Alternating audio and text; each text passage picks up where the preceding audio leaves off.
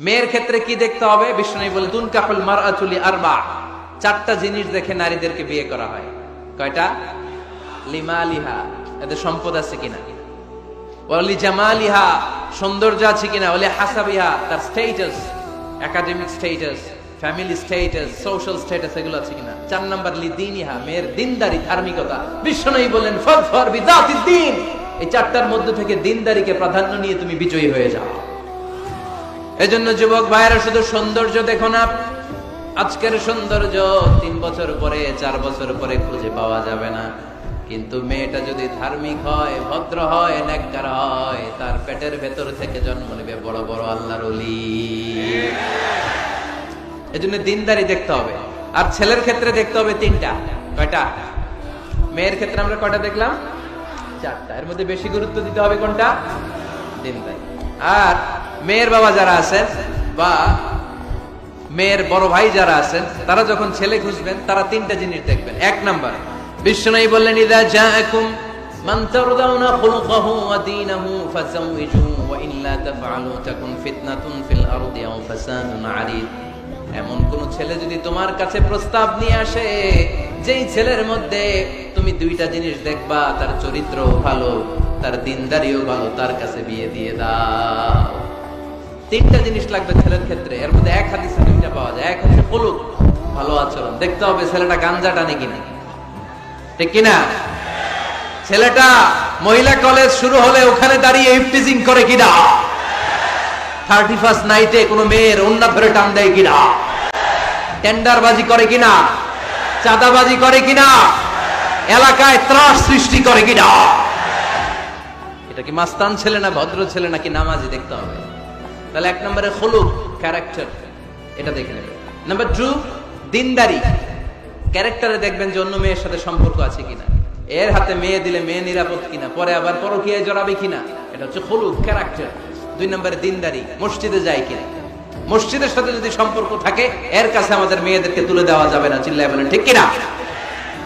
3 নম্বর যেটা দেখতে হবে, মেয়েটা ছেলেটারে পছন্দ করে কিনা। এটা দেখেন আপনারা? দেখে না, না এটা করা যাবে না। জোর করে মেয়েকে বিয়ে দেওয়া যাবে? বিশ্বনবী বললেন ইয়া ফাতিমা ইন্না আলিয়ান ইয়াযকুরুকি, আমার কাজিন চাচাতো ভাই তোমার ব্যাপারে আমার কাছে প্রস্তাব দিয়েছে। হাল আনতি রাদিয়া, তুমি যদি রাজি হও স্বেচ্ছায় আমারে বলো, বিয়ে দেব। তুমি যদি রাজি না থাকো, আলী যে না বলে দেব।